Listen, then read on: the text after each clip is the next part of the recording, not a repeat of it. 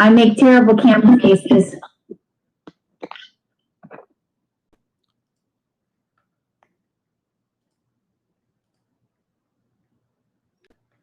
Okay, we're ready to roll, Tara. Awesome, thank you. All right, everybody, 7:05 p.m. and we will call this meeting of the Old Saybrook Board of Education to order. And we'll start off with the Pledge of Allegiance. I pledge allegiance to the flag of the United States of America and to the republic for which it stands, one nation, under God, indivisible, with liberty and justice for all.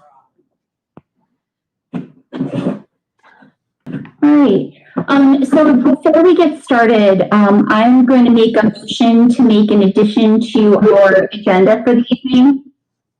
And that would be, I'd like to insert this agenda item after our snow days and school conversation. And it would be an agenda item to discuss COVID-19 in our schools. So can I get a second for that motion of adding? There's a lot of background noise going on. All right, so is it me that's causing the problem, Trent? Yes. Well, that's awesome. All right. See if I switch to the headset.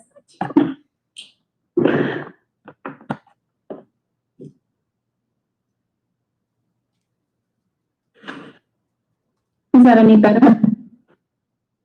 No. It's like 5% better. All right, give me 1 second. I don't know why it was fine until you started recording. Now it sounds weird. I agree with that. You guys will just give me a second.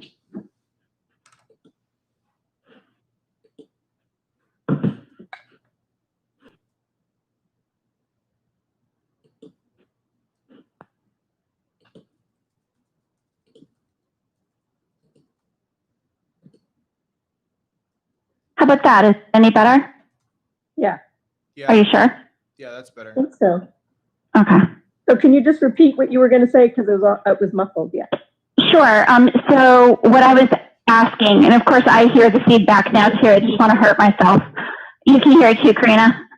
Yeah, it's awful. Let me see if I can have the system call me. Give me another second.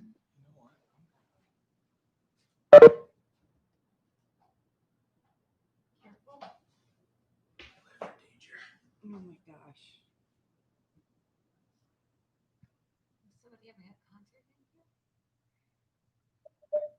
Sarah, I'm not convinced it's you. I think it's the feedback through the OSPS office. So does Trent. He's trying to turn one of the speakers down a little. I understand. I mean, is there a feedback when I'm talking? No. No. Oh, First, No, you sound perfect.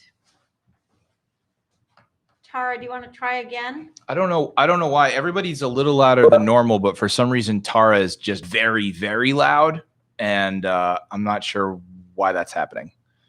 All right, so I'm back. Is this any better now? Yes. Yeah, Yes. much better, everybody Yes. says. Oh gosh, I love technology so much. I'm going to turn my camera off because I can't look at myself while I'm talking on the telephone. All right, so Eileen, to recap what I had said is I'm going to put forth a motion to add an additional agenda item after our snow days conversation, but before executive session to talk about COVID-19 in our schools. Okay. And I would like a second for that motion to add the agenda item. Second. A second by Eileen. All in favor, aye, or raise your hand. aye. Any opposed? Okay, so moved. So thank you, everybody. And then we're gonna move right over to Joe and Megan and their report from the Student Board of Education representatives. Hello, everybody. I will get us started. Thank you, as always, for having us here. We are very happy to be here and catch everybody up on what's going on in the old Saybrook school system. So I'm going to get started. The first thing we have on our list is that we did have the first positive COVID case in the high school. which was tested and confirmed, and those who were exposed to this positive case were quarantined starting October 29th until November 9th of this yesterday, when they were all able to come back. This was students and teachers. So for a little while, we had a fewer people in the school. And on Thursday and Friday of last week, we were all online because we had a shortage of staff in the high school. But other than that, everything else seems to be going relatively smoothly at the high school, and all the students who needed to quarantine along with the teachers are back. All right, to move forward is the sports update. So field hockey finished their regular season 6-2-1. They went to the Shoreline tournament, and actually tonight was Shoreline finals. The game was in North Branford, and unfortunately they lost 2-0. But they played a really good game. I actually just came from the game, so it was a really good game to watch. And we had a really good season overall. Football was playing in the passing league due to COVID, but because Westbrook schools closed down, they were all done for the season immediately after that. Cross country had their Shoreline meet on Thursday the 5th, and the way they handled this, because of COVID, they had 2 teams race against each other, and then they were going to mix all of the times together to determine the winners. So the results were still unknown, but hopefully they thought they did pretty well, so hopefully they're going to come through and do well. Girls soccer is 3-5-2. They started postseason on Monday. They won against North Branford. And then tomorrow, girls soccer is in quarterfinals against Old Lyme at Old Lyme. And then there's no state tournaments this year because they're trying to keep the same schools consistently playing each other in order to prevent the spread and kind of keep the same cohorts going. And this is for all fall sports. So after Shoreline tournament, that's kind of it for everyone. Boys soccer is 7-2, and unfortunately the boys team was exposed through another school system. So today was actually their last day of quarantine. So they're going to be returning to school tomorrow. And because they were actually really lucky and they had a bye in the rankings, so they were actually able to continue their season. So their first game is quarterfinals tomorrow against Hale Ray. And then when schools were closed due to the distance days, because of the shortage of staff on Thursday and Friday, the sports continued during these days. And just not fall sports, but moving to winter. Winter sports have unfortunately been postponed to a later date, which is to be determined. They just announced that players will have to be wearing masks during practice and the games just because it's going to be inside, but they have yet to determine a start date for those. Okay, so moving on to the school SAT. I believe it was October 27th. Even though contact tracing was going on, we did actually have an SAT day in the school. Seniors who were not in contact with a positive case were able to go in and take their SATs, while seniors who were not taking the SATs and all other underclassmen stayed at home for a day of distance learning while contact tracing was being done. So next on our list is the end of quarter one. So quarter one closed on October 30th. So now we've entered quarter two, which I don't have an exact date on when that ends, but usually it's sometime around the 2nd of January. So in other news, first edition of the Rambler is being published right now. We just finished it up this last week, which we're really excited about. And so that layout is being done, and then it should be sent out both virtually, and we should get some paper copies. We're going to send out for that in the next week. There were a lot of COVID-related delays, of course, at getting the club started, but now that we're kind of, underway and in the making of the next couple editions, we're going to also try to get it 2 editions by Christmas break. So next we have distance learning on Thursday 11/5 and Friday 11/6. So because of the staffing shortage at the high school, there was virtual learning on Thursday and Friday. It was emphasized very clearly to students that this was not due to an increase in cases because of a staffing shortage.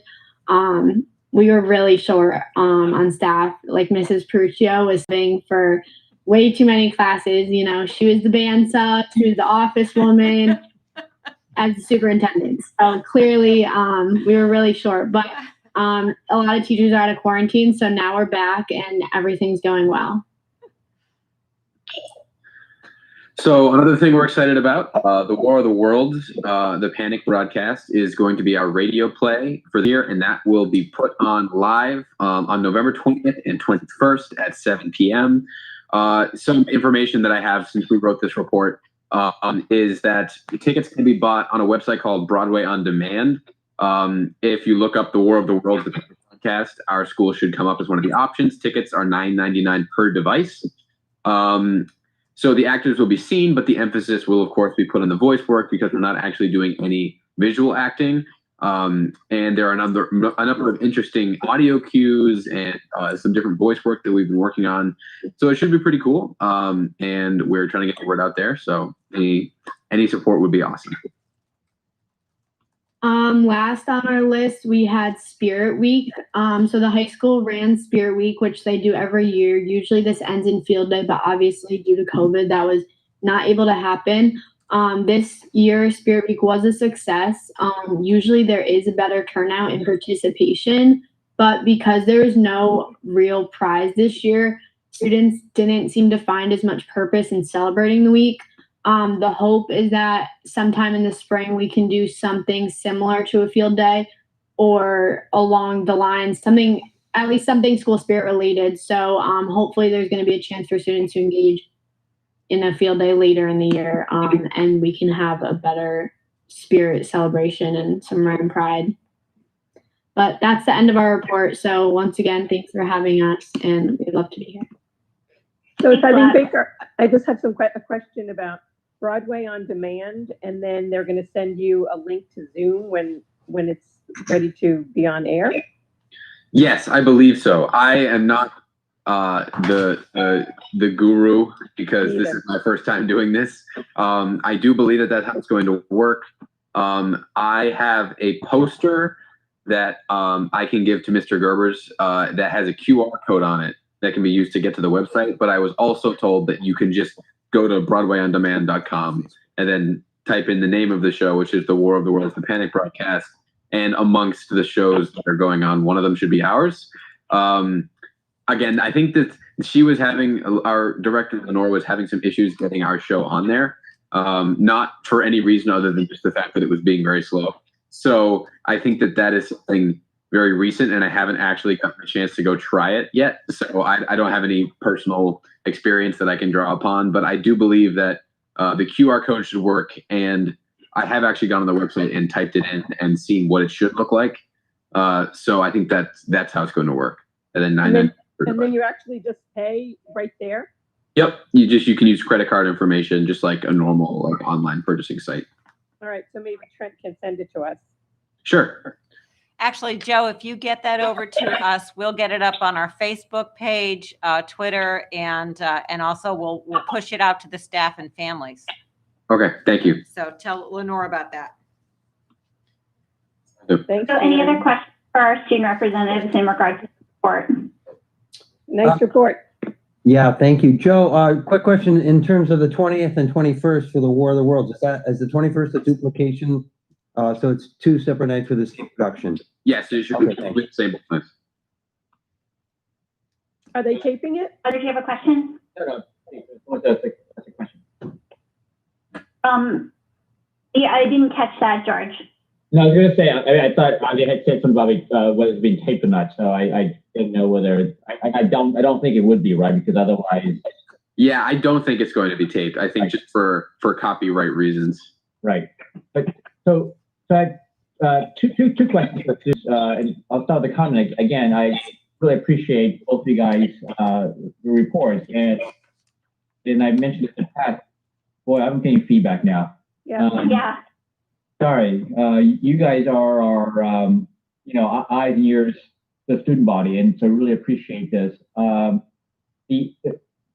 when I was listening to Megan's report about all the sports, I can definitely hear there's a lot of disappointment, right? Because a lot of sports were ended, or there were problems, or complications, hurdles. But sort of step back a bit, the fact that you guys actually pull off a season and sort of get to the finish line, and that's quite remarkable. So, I a lot of credit to the people who participated, that they stuck with it. I mean, that's a lot of times people just say, yeah, forget it, I'm done with this, right? I'm not going to even bother.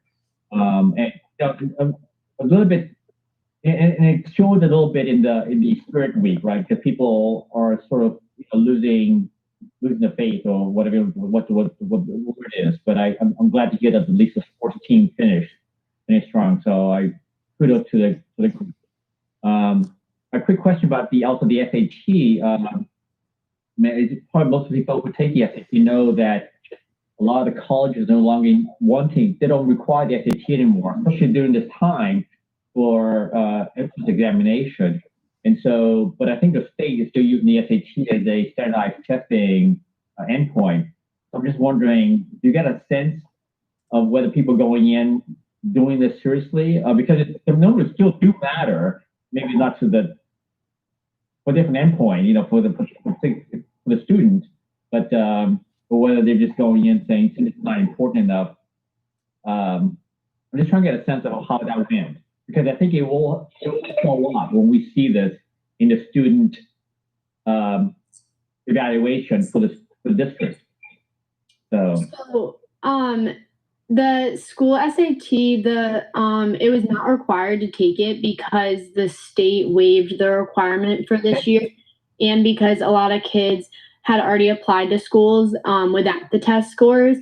So kids that were really counting on taking that SAT as like a good support for their college profile definitely took it seriously. But then there were definitely kids that just took it and didn't really put any time into the studying, because in the end, the number doesn't matter as much this year as in previous years.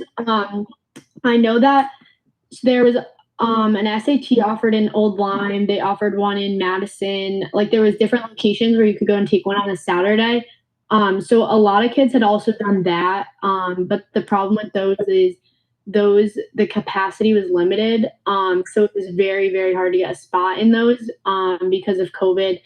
The numbers were a lot lower, but I think we only had about 50 kids in total take the school SAT. Wow. Yeah. I mean, speaking out of personal experience, I had 7 SATs canceled between March and October, and I think 3 ACTs. Like, I just signed up for every one possible, and then I kept getting kicked out of my room. So it was really nice to have that guaranteed spot if I wanted it. And that's the only SAT I've taken. I took the school one, and that's the only one I've ever taken, actually. So it was nice because, when I was a junior, I was kind of like, I'll just put it off and I'll do a bunch of them senior year and it'll be fine. And then, suddenly you get kicked out of your room over and over again because they keep decreasing the size and just shutting down the school entirely. So it was definitely a good resource, even though I know I might not even end up sending them to schools. I mean, I've already applied to some schools that won't accept the scores once they come out. And then obviously regular decision schools, some people might want it for that. But again, a lot of the schools aren't requiring and are even discouraging sending SAT scores. So it's just, I think it was definitely a helpful resource for a lot of us that haven't been able to take one so far. But definitely I heard from a lot of students, and like Megan said, only 50 students did it out of the whole class. I heard from a lot of people that had already either had a score that they already liked or just didn't feel the need to take one at all. So Joe, I actually have a question about that for you and Megan, as far as like applying to colleges. I know in our experience last year when my son was applying to colleges, that even though some of the schools required it for acceptance, they still wanted you to do it for the financial package. For the financial package requirements. So even though the schools that you guys are applying may not be, asking you for the SAT to get you in, are they still asking you to do it to consider you for financials? So from my understanding, most schools have said like they're not looking at it for the financials, but that is definitely like controversial topic among seniors, because some seniors have the opinion of, like, even though they say they're not going to look at it, you still should, because they've that's like the base of their merit money in the past. So it's very controversial and it's really hard to know because they might say that they're not going to, but it's really but every school that I've applied to has said that you do not need to qualify for any money. Right. Well, that's good. I'm glad. I've heard from a few people that have said like, oh, I'm going to take as many as possible so I can send my best score for the money, not actually to get in. I think that there's definitely an emphasis on that because all of us are going to struggle to pay for college. That's just kind of what our society faces. So, I mean, to get the best chance possible for a good financial package, a lot of people are definitely trying to take as many as they can and trying to do as well as they can. But I definitely think that most schools have been pretty amiable about stressing that they don't intend to consider the SATs unless we make it very clear that we're proud of our score. And otherwise, just don't send it at all, and it shouldn't be a detriment to us. That's good to hear. Yeah, the financial part of it is such a maze. So, but thank you guys for answering my question. Other questions for our student reps? So maybe this could be for the students, it's Eileen or for Jan, that with the COVID impact, colleges that were requiring SATs, are they waiving it just because it's difficult for students to get in, like Joe was saying, in terms of the numbers that can be in one location? Yeah, schools are waiving it, but some schools are actually looking at this as an opportunity to reevaluate their test policies for the future years. So like UConn said, even though like UConn has said that obviously this year kids are completely unable to take the SAT. Some kids like haven't had the opportunity at all, but they're saying let's try it for 3 years. So their test optional policy is through the next 3 years, and then they're going to reevaluate their system. I know that all of the California state schools, all of the UC schools, they have said we're giving it up and we're going to try to make our own standardized test. So a lot of people are concerned for College Board because that's such a moneymaker and a huge side of education that it looks like some schools are going to try to go completely test optional, but some schools are definitely going to resort back to it. So I understand that point. Yep, I was just mentioning due to COVID, have some of these colleges that normally would be looking at SAT waive it for this year. Yeah, for the next 3 years, Eileen, I believe that was waiving it. That College Board had even said at the end of last year that SATs were not going to be required up until the class of 2023. And then, like Megan just said, the UConn had even said the same thing, that for the next 3 years. And that's due to COVID? And that was due to COVID. Okay. All right. Yeah. But interesting point, Megan, and you're right. I think a lot of schools are originally, even before COVID, looking at that. Evaluating, yeah. Absolutely. Yeah. It was really quite a philosophical conversation about entrance exams. And I think that this, COVID has had its silver linings. And one of them is that colleges and universities have been able to finally take the plunge and try out not requiring those assessments. That's right. I think that 3-year look back will give them longitudinal data about whether or not they really needed that information. But it was interesting, and that was what my question was to Joe and Megan about this year, is that what we found last year applying to schools, that even though the majority of schools like that my son applied to were SAT optional, if you wanted to get any merit money, they wouldn't look at you unless you took an SAT. So it's great that you could get accepted, but if they're not going to pay you any money, it kind of makes the don't take the SAT kind of a moot point. Did you have a question, George? Yeah, no, just to confirm with Jan then, that for this particular year, the SAT will not be used as a student assessment testing score? I don't think that that's true. I think in the spring, the juniors will take it, but I think these were seniors taking it. And so this was not mandatory for them, but you heard both Joe and Megan say that so many of them missed other opportunities. They took it. I think I think all of the assessments come back in the spring. They're not going to do what they did last year and allow us to skip a year. That won't happen twice. So other questions for our student reps? Great job. Yeah, thank you both. Excellent reports. Like George said, it's nice to hear the voice of our student body go through these experiences. Karen, any correspondence for the board this week? Not received any correspondence, no. You were muted for part of that. Sorry, Karen. I'm sorry, I said not received any correspondence. Okay, thank you. So I'd like a motion to approve our regular meeting minutes from October 27th. So moved. Looks like moved by Eileen, seconded by Cindy. All in favor, aye, or raise a hand. Any opposed? Any abstentions? All right, abstention from Alan. Thank you, Alan.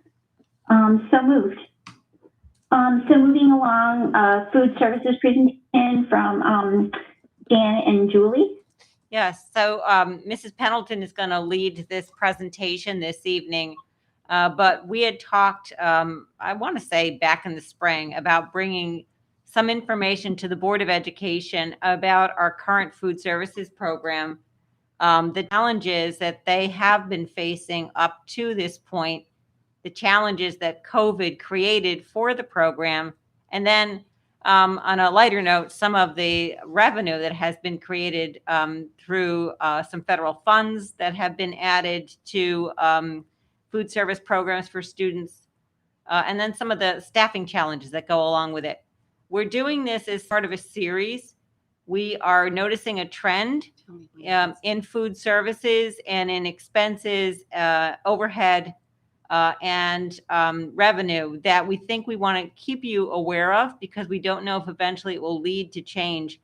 I have to say that Maureen Nuzzo is very creative in her work with the food services program and is constantly looking for ways to keep it in the black, but it's increasingly difficult. And so that's sort of the context for this presentation. And then Mrs. Pendleton will lead the rest. Julie?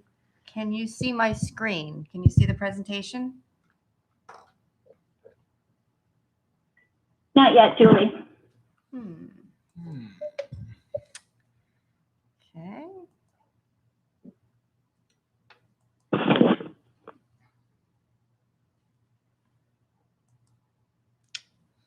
No, Trent. Well, take a quick look. It looks to me like it should be. Sorry about that. Oh, I forgot it's up here.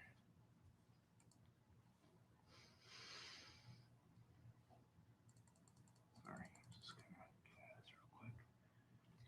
It's supposed to drop down, right? Hit that.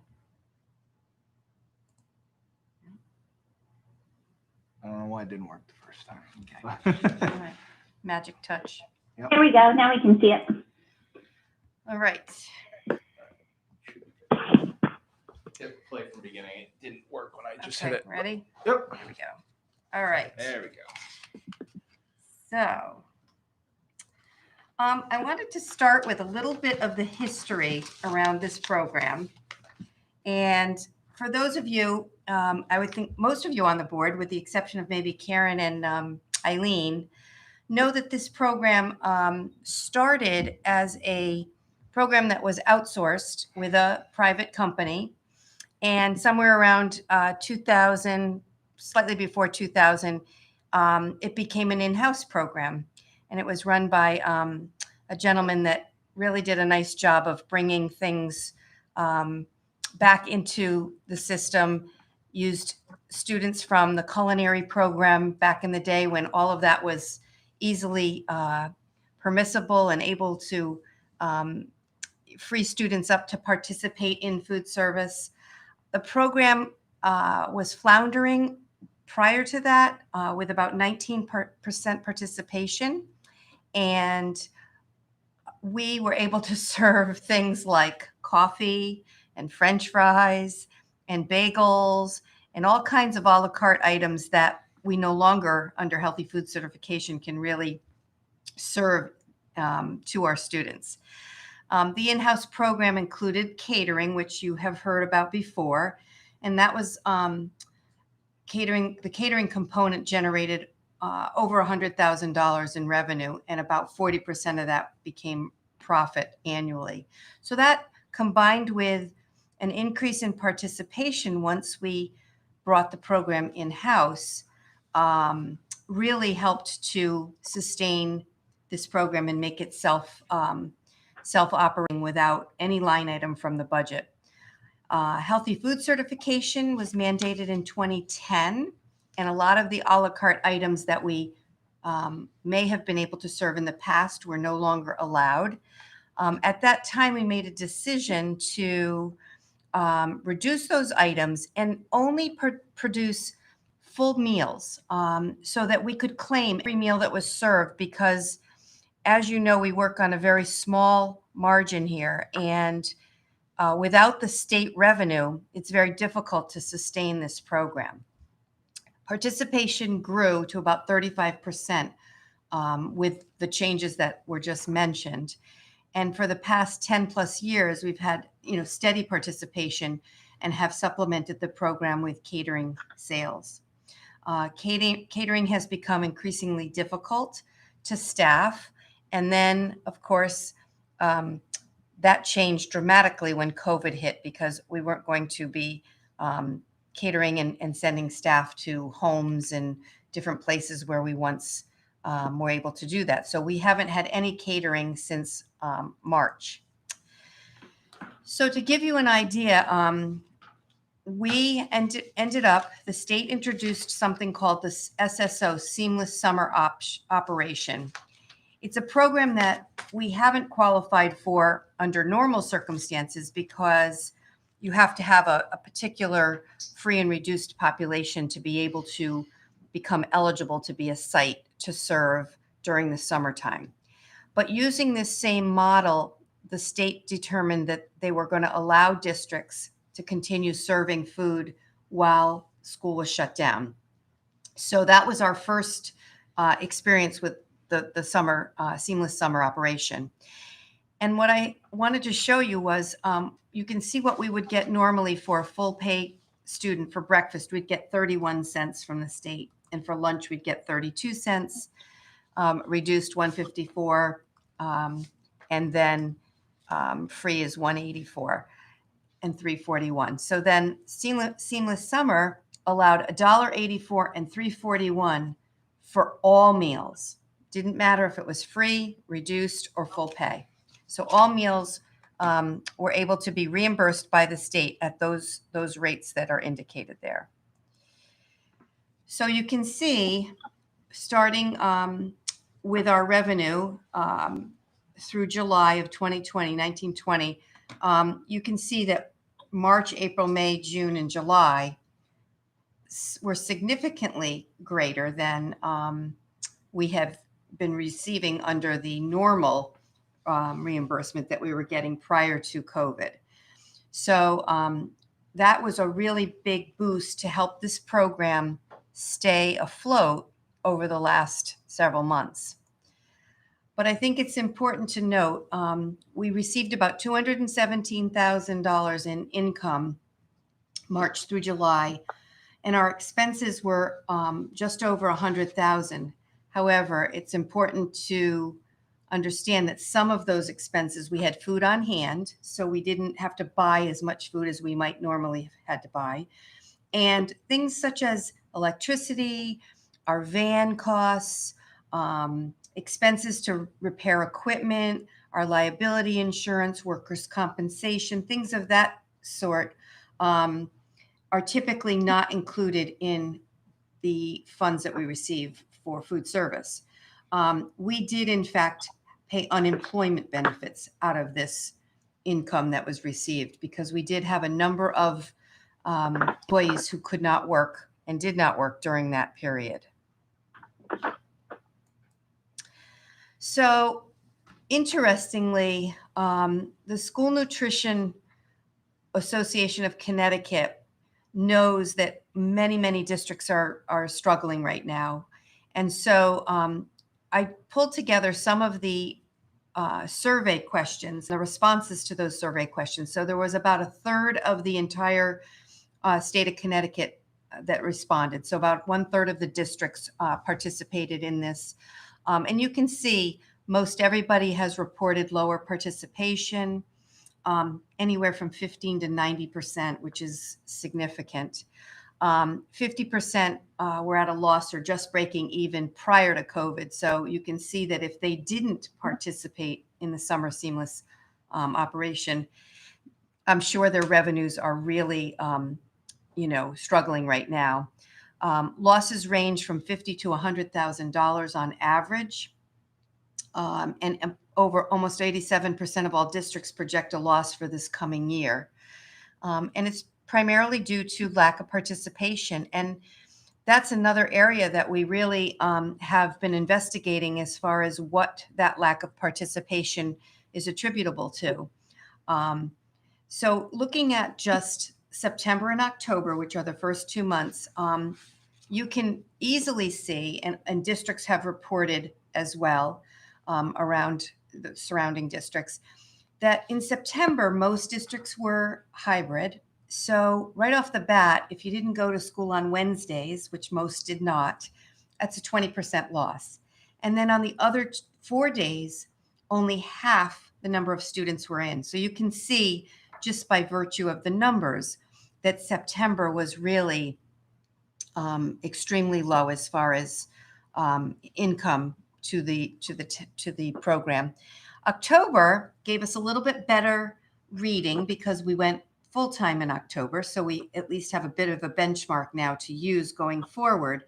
And of course, you heard earlier about all the ins and outs of staffing and students and cohorts that may have been out for a couple of days here and a couple of days there. And obviously, all of that has an effect on how many lunches we serve. It truly does come down to participation for food service.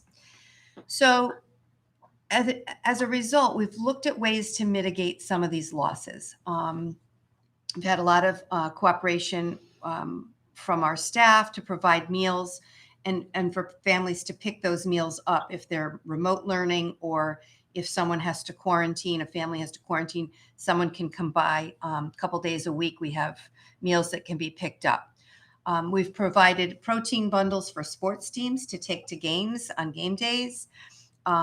During mask breaks, something really creative that the high school initiated, which really helped. We went from serving about 5 to 12 breakfasts a day to almost 100 a day. Kids would take their mask breaks and teachers would come through the cafeteria, and lo and behold, they'd see breakfast and grab one. So that was a really creative way to increase that participation. And we also made breakfast available after first period because we realized that high schoolers don't really wake up until then. They don't want breakfast when they first walk through the door in the morning. But after first period, again, that was another way to capture more students. Teachers are ordering meals for the entire class, which are delivered. So if they've got kids, working on a project or doing something, and they see that maybe they need to help them, focus, or somebody might be hungry or might be close to lunchtime, they'll order a lunch or classroom worth of lunches to be delivered. And so we've done that.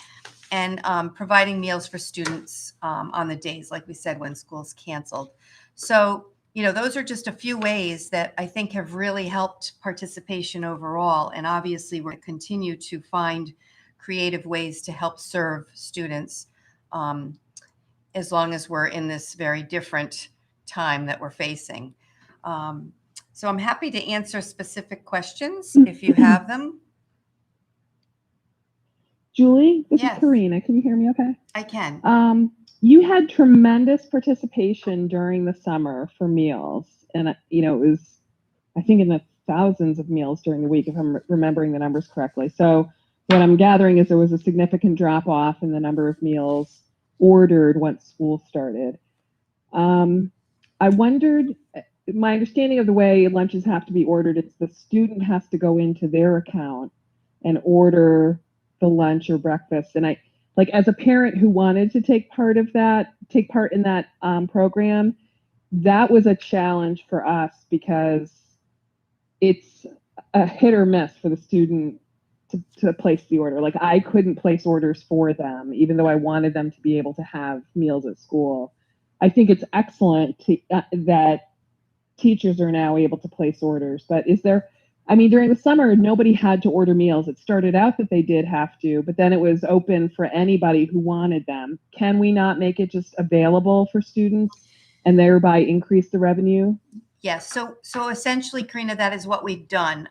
However, we're trying to balance that with trying to get students to pre-order. So that was sort of introduced simultaneously. And yes, you're absolutely right. It's been a bit of a challenge.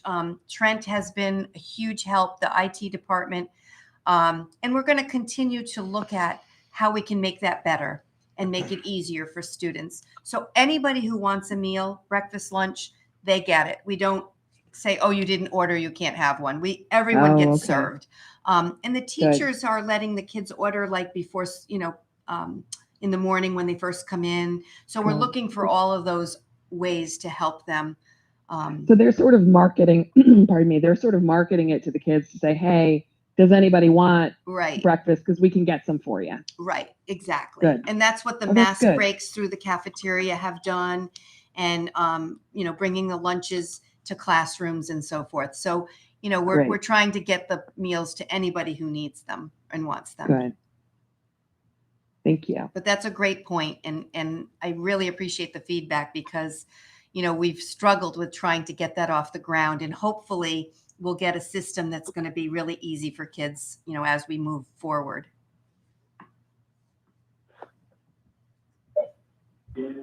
Other questions for Julie? This is George. Go ahead, George. So Julie, two thoughts here. One is, I think right now the SSO program is an anomaly. We're making a lot of money because the state's willing to fund it, and so we can basically provide many meals essentially for free, or actually at a profit. Because I suspect the only way you guys can come up with that kind of number is if the money you're getting from the state is actually more than what it takes to produce the food. Yeah. And so you guys are actually making profit from that. But at some point, COVID would end and the SSO program will end. And so, we get higher participation, but people will have to pay at that point, right? So that's number one. But then I guess my other point is, and I think this comment was made several times in this presentation, and that is, how do we mitigate a loss, or how do we try to generate more revenue for the food service? And I'm just wondering whether this, because of COVID, there could be potentially a change in the philosophy of how to think about food services. That it is a service provided to students for enhancing learning, and not really to come in zero or in the black. And so that's a very different thinking. And so, if we do go in the red, it just becomes a line item in the budget because it's necessary to feed students because it's required for learning. But it's just a very different thing, becomes a different mindset, right? That we're not trying to, like your last slide, finding ways to mitigate the loss. Let's not do that. It is what it is. We will serve meals, and let's see how it plays out. No, you're absolutely right, George. And Jan and I have had this discussion many times over many months over the last several years. Quite honestly, we keep saying, okay, we're holding on one more year. But at some point, George, you're right. We will meet that maximum. And when it does go back to perhaps the traditional method of funding, I think, you're right. We won't be able to sustain it forever. I don't think that as wonderful as catering has been, it's very difficult on the staff. And I don't think that's, something that can be sustained long-term with the limited number of people we have. At one point, we staffed many more people in the cafeteria, so it was a bit easier. So all of those things are a factor, and you're right. We are going to the day will come when it will more than likely be a line item. And I don't know if anybody saw the article in the paper, but last week, I believe it was, there was someone who called here and Jan asked me to speak with her. She is with the little, I forget the name of the paper, the little, Examiner. Examiner. Yes. Thank you. That's it. And Ian Advisor, or Limo Lime, reported that they're projecting an $80,000 loss for this year. And everybody is talking about the fact that for whatever reason, George, it's very strange. Elementary participation has been pretty steady, pretty normal. Middle school, a little less, and high school, a lot less. And that has been what most districts are reporting. And we're not sure if it's, a fear of, people want to eat their own food or the food that they know is coming from their home. Like there's all of these different theories on why participation wanes as we get in the upper grades. So maybe our student reps can shed a little light on that for us. Just a quick clarifying question. When you say participation is less, are you talking about absolute numbers or are you talking about percentage? Actual numbers. So I mean, but when you have a graduating class of 130 graduating and the one below it is 100, your percentage participation could be identical, but by definition, you'll have 30 people, right? I mean, you're going to lose all that, right? Right. So your absolute number will go down, even Absolutely. the percentage is the same, right? So. Mm-hmm. Yeah. So we look at percentage and we look at total meals and we look at, enrollment and we look at that. We have, even with declining enrollment over the last 5 years, the percentage of participation has remained fairly constant.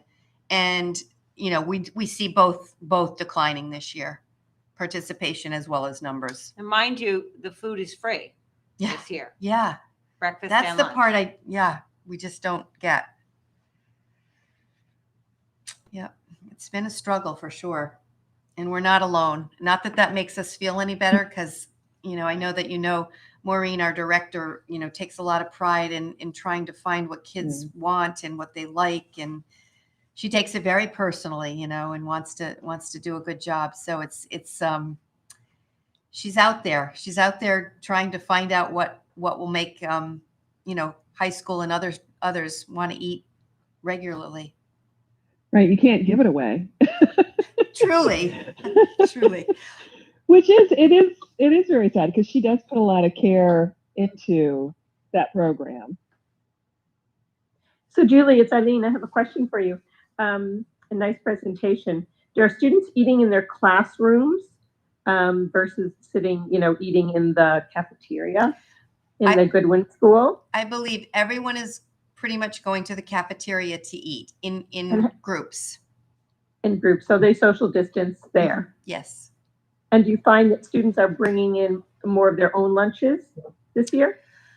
Like I said, at the elementary level, we're still serving percentage-wise a very similar number to what we have in the past. In the middle school, the percentage is slightly lower, and at the high school, it's very low. I just was curious if kids are bringing their lunch in. Some kids don't eat at all. It's really mind-boggling. I've watched, over the past few weeks, and you ask them if they want lunch, and we tell them you don't have to pay for it. Lunch is free for everyone, and several don't eat at all. Okay. The other thing too is with COVID at the high school level, and maybe Megan or Joe might be able to add to this. Kids can come in if they don't have a first period class. They can come in after for their second period, and vice versa. At the end of the day, they can leave. So we don't know if we're not capturing some of those meals on either end of the day because of that. That's another factor that may be entering into this, and obviously that was done for COVID as well. So, it's just a new ball game. We're playing a new ball game right now. I mean, if I may, I've packed myself a lunch since my first day of elementary school. So I don't know that I'm necessarily the right person to shed light on why there's less participation than normal, because if everybody that was like me didn't participate and everybody that wasn't like me did, then we'd have the same number.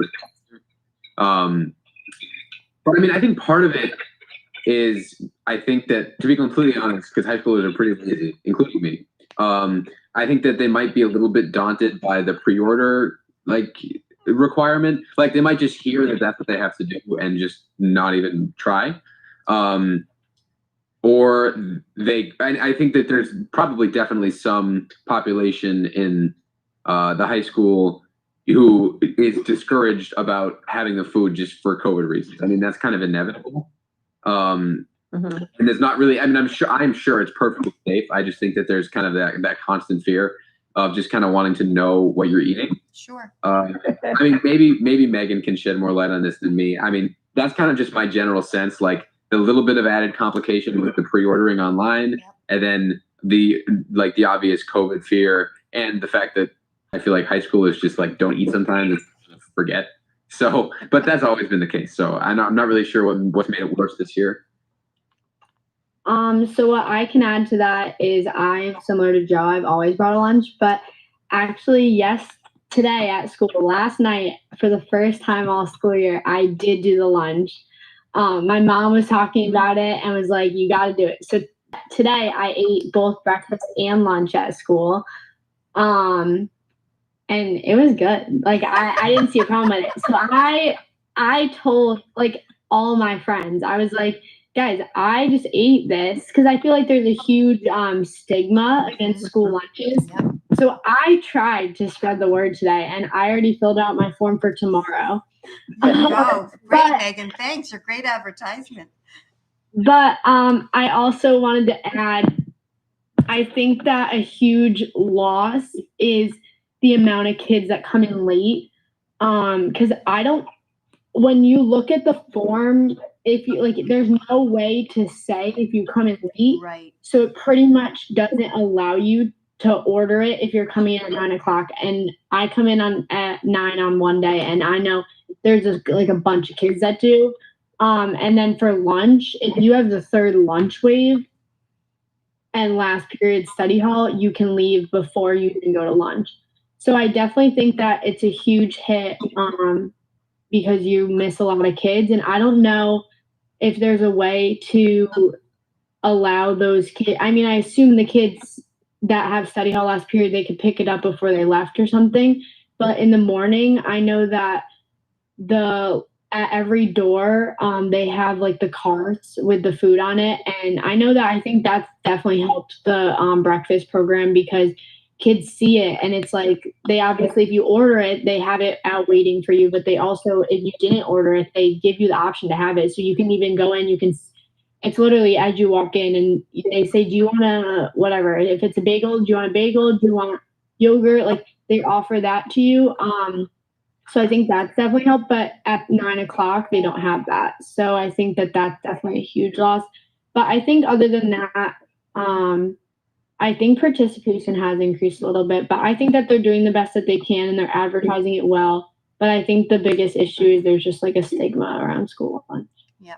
Thank you, Megan. That's really, I really appreciate your input. And, we hear all of this and we want to figure out how we can, make it better and easier for everyone. So I really appreciate that. Maybe that could be a capstone other project. questions for Julie or the I was just going to say that could be a capstone project, the marketing of school lunches, right? That's a great one. Yeah. It's not your mother's school lunch. It is, Karina. I agree. I mean, because I've got a high schooler myself that I say the same thing every day when he meets. I'm like, order the bagel. You love bagels. Order the bagel.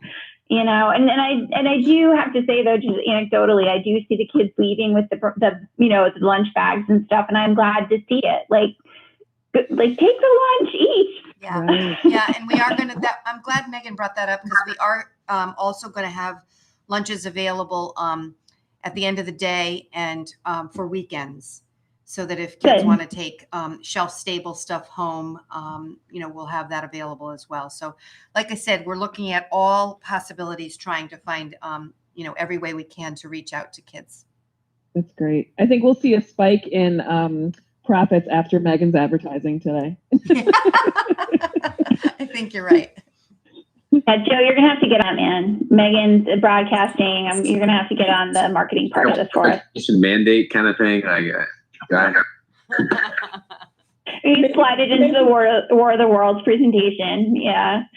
We wouldn't be being invaded right now if we had all eaten school lunch. Maybe put it in the Rambler. Yeah, there you go. That we can do. Good. That's a great point. Awesome. So any other questions or comments for Julie before we move on? That's awesome. Thank you, everyone. That was really helpful. And thanks, Joe and Megan, especially for your input. That we really do appreciate it. Yeah, really valuable. Thank you, guys. All right. So next up, it's Julie and Jan again in regards to our 2021-2022 budget preparation. It's the Julie and Jan show. We have, of course, been working on our 21-22 budget. And so far we have met with the middle school and PPS and reviewed their budgets with the department leaders. We have the high school on Thursday. Actually, we have the high school, Goodwin, and I think curriculum instruction all on Thursday. And then we have Julie's budget for maintenance facilities on, I think, tomorrow. So we're moving along with that portion of it. We did meet with budget and fiscal. We have another budget and fiscal meeting scheduled for November 24th. But we also have that Board of Education, Board of Finance meeting set for November 17th. And when we met with budget and fiscal, we talked about the importance of painting the picture of what it's costing to educate in the time of COVID. The redundancies and the costs of the redundancies, and the concerns that we have about not being able to plan or foresee what will happen, and sort of trying to make sure that we have multiple districts running at the same time.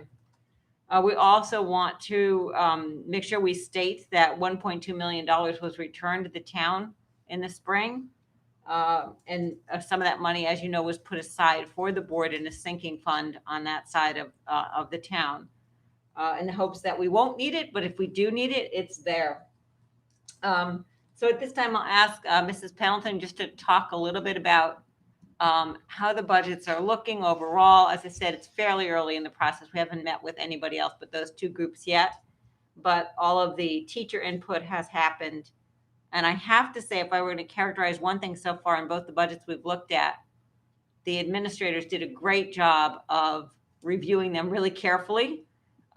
We didn't need to make any changes to their budgets because they had made them all before they submitted them. So that was pretty impressive.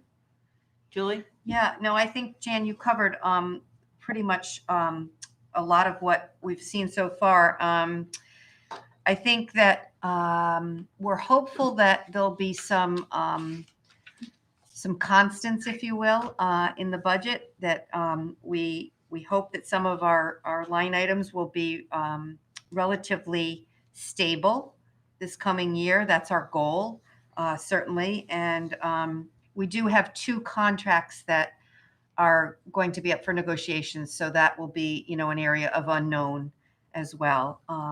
But as the budgets are coming in, I agree with Jan. They've done a great job.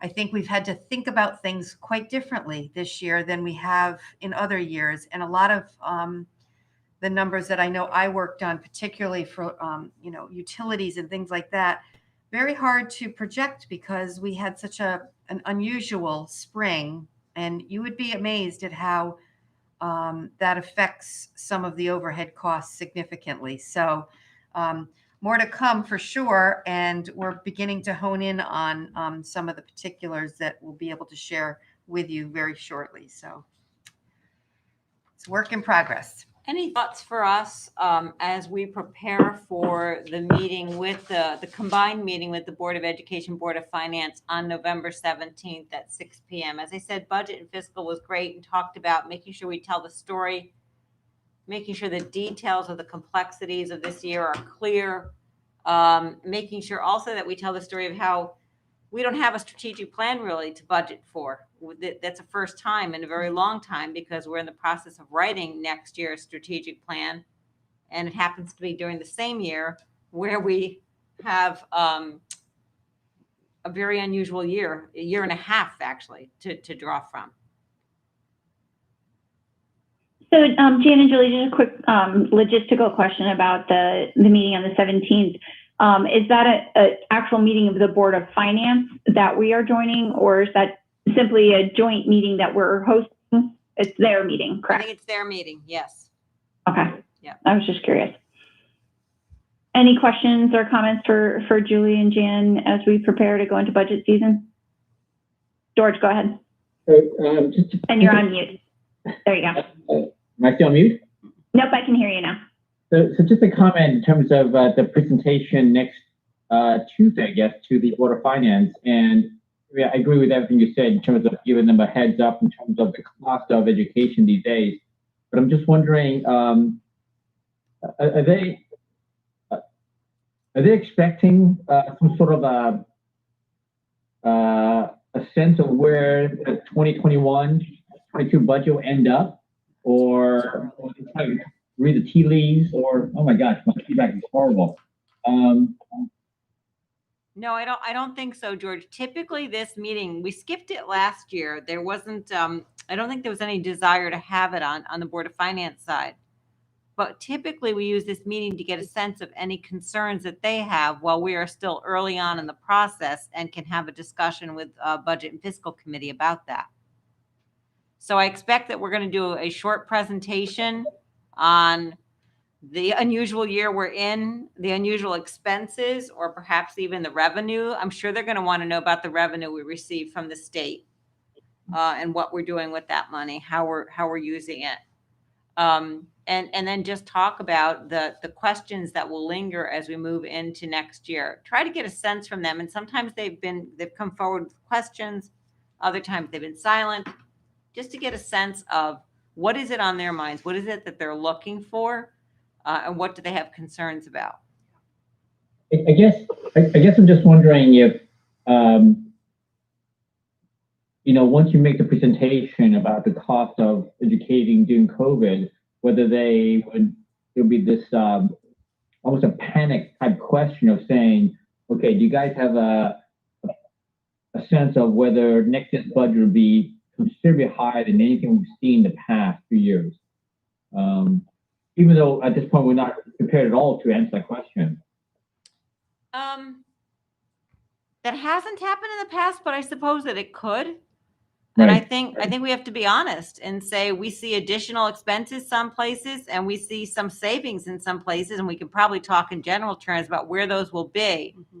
And we'll add with the caveat that if the year goes off as we expect it to and doesn't become another year like this one. Right. In which case all prognostication, all prediction is lost. Right. Yeah, that's fair.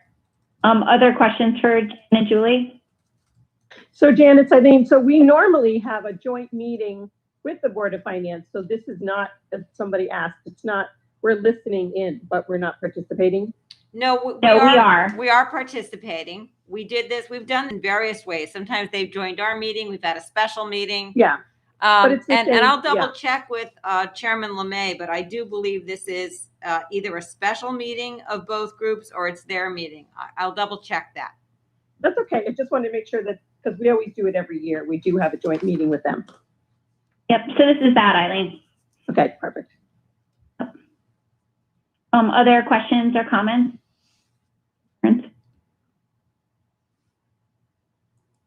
All right. Well, thank you both. I'm looking forward to seeing how the meeting goes and kind of seeing what we, come away with for, questions and concerns from the Board of Finance.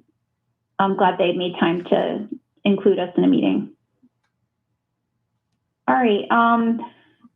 Moving on to OSGS residency request, Jan. Yes, per usual, when we get a request from a parent who's moving out of the community but wants their child to stay for a period of time, we bring that forward to the Board of Education with a statement of support from me, which is in your packets. This is a student at Kathleen Goodwin. The student is in good standing. The community has moved, the parents have moved out of the community, but would like their child to stay through the holiday season, so through the end of the calendar year. And I support that, and I would ask that you support that. Great. Any questions or comments? Nope. All right, can I get a motion to approve the residency approval as presented to the board? Make a motion. This is Moved by Alan. Eileen. Do you have a second? Alan? Second by Alan, thank you. All in favor, aye, or show of hands. Any opposed? Any abstentions? So moved, thank you. Thank you. All right, and then next up on the list is our district committee list.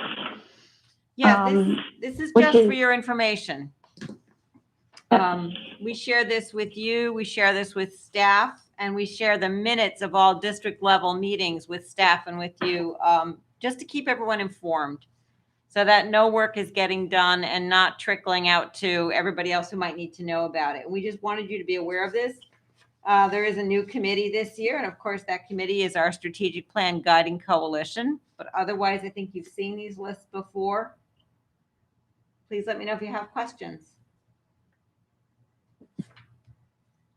My only comment is I appreciate seeing the minutes. I find it interesting and informative, so I appreciate that you guys continue to share that with us. Great. Any other questions or comments on this from the board? Great, great. So next up is we have a letter of disclosure. And this comes from Mrs. Pendleton, so I'll let her explain. Each year, in accordance with board policy, I provide you this letter because I like to make sure that you are all aware. And I disclose my husband's retired, so we don't have to worry about him anymore. But my son does work for a company, and he's located in Rhode Island. He has nothing to do with Connecticut, but I just want the board to know that it's the same company that we've been doing business here in Old Saybrook for probably 15 years with them. So that's the reason for the letter. I want to disclose that and make sure the board's aware. Excellent. Thanks, Julie. Any questions or concerns, comments for Julie on that? No. Thank you, Julie. I appreciate it. Thank you. All right. Next up is snow days. I'll be interested to hear how this goes. So this month, or actually late last month, the State Department of Education and the State Board of Education voted to allow school districts to count snow days as distance learning days towards the total number of school days in the academic year. This flexibility is in accordance with Addendum 12 of the addenda that have come out that go along with the Adapt, Advance, Achieve, which is our plan that we submitted at the beginning of the year. And it has some limitations to it or some requirements to it.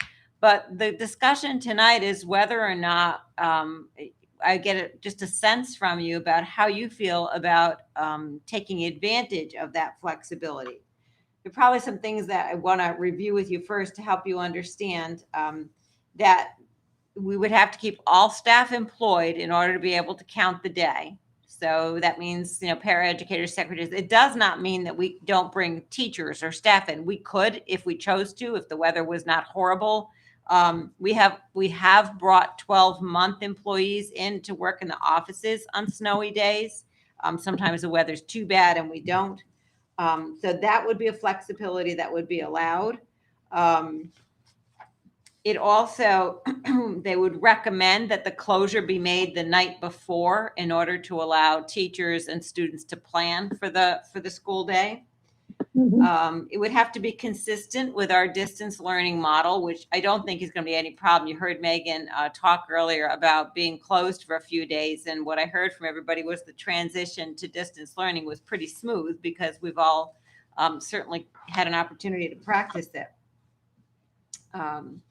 It would have to be a direct engaged learning for not less than 4.5 hours for elementary and 5 hours for secondary, with a 50-50 plan for synchronous and asynchronous delivery of learning, simply meaning out of 5 hours, 2.5 would have to be live. That's already been written into our MOU with our teachers union. That's already consistent with our distance learning plan. So I don't think we'd have any problem there. The rest of it would be asynchronous. We would have to, of course, be deliberate about communicating. Here's what the day looks like. Here's when it starts. Here's where it ends. We could get creative. I had one student say, I have to shovel my driveway. And I thought, well, why do we have to start school at 7:30? Why couldn't we start school at 9:30? So it could be a nice way to kind of test out a later start time, which we talked about earlier with distance learning. They would advise us not to hold extracurricular or sports activities on days when we're in remote learning. And of course, they want us to work with our unions and our community on this discussion. There's no set way to do this. This doesn't need to come to a vote. This doesn't need to be surveyed, but we are asking around. We're going to ask students, a few students in superintendent's principals advisory specifically. We are going to ask parents, and our administrator talking to staff. I talked to the high school staff yesterday, and I think if I had to characterize, I'd say their opinions were mixed about whether there should be snow days or not. My thoughts. So I talked with my fellow superintendents in the area, and three of us in the conversation were leaning towards. Oh, I'm sorry. Three of us were leaning towards going to distance learning on snow days. Four were actually thinking they were not going to use it, and then one community was going to say the first 3 would be snow days, and then after that, they would go to distance learning. We're unique because we have snowflake days built in. And so my original thought, what I was originally proposing was that we would keep our snowflake days as vacation days. Those would be breaks. And we would sort of power through our snow days and use those as learning instruction days. And so that everybody knows that February 15, 16, and 17 are attached to a weekend. You'd have 5 days off. And March 15th, the students would have 5 days off. And so there would be these breaks built in. And then, of course, Memorial Day weekend would be a long weekend. So I thought that would be attractive to people. Since then, people have said, that's a great idea. I love it. Some people have said, are you kidding? Snow days are such a gift. I love my snow days. So there's all kinds of thinking about it. I'm just trying to take the temperature here about what you think, given that you have the state's flexibilities, which I believe the commissioner and the state board, really, they've gotten a number of requests about it. And I have to say that parents have asked me a lot about it. Are snow days a thing of the past? The answer is snow days could be a thing of the past for this year. This is only while we're in COVID. And obviously there'd have to be some flexibilities, because if 80% of the town is without power, we cannot count that as a distance learning day. We do have to feed people on that day. So it also have to be something that could be coordinated so that Maureen and her team could get bags of food out to students as they leave for the day, or hold hours to drive up and pick up stuff either at night or in the morning before the snow flies. So it's tricky. It would have to be very individualized. And as I said, I think it'd be best if it could be called the night before so everybody can plan accordingly. Just looking for your thoughts about this. And you take some notes. Yeah, interesting comments from the board. Karen, quick question. Go ahead, Karen.